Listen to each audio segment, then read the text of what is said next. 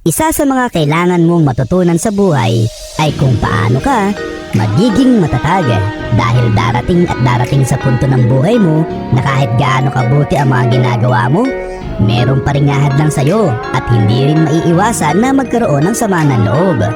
Isa sa mga natutunan ko sa buhay na hindi ang pinakamalakas o ang pinakamatalino ang nakakasurvive dito sa mundo, kundi kung sino ang tunay na handa sa mga pagbabago. Ito ay isang munting paalala na ang pagiging matatag sa buhay ay hindi tungkol sa mga pagtitiis.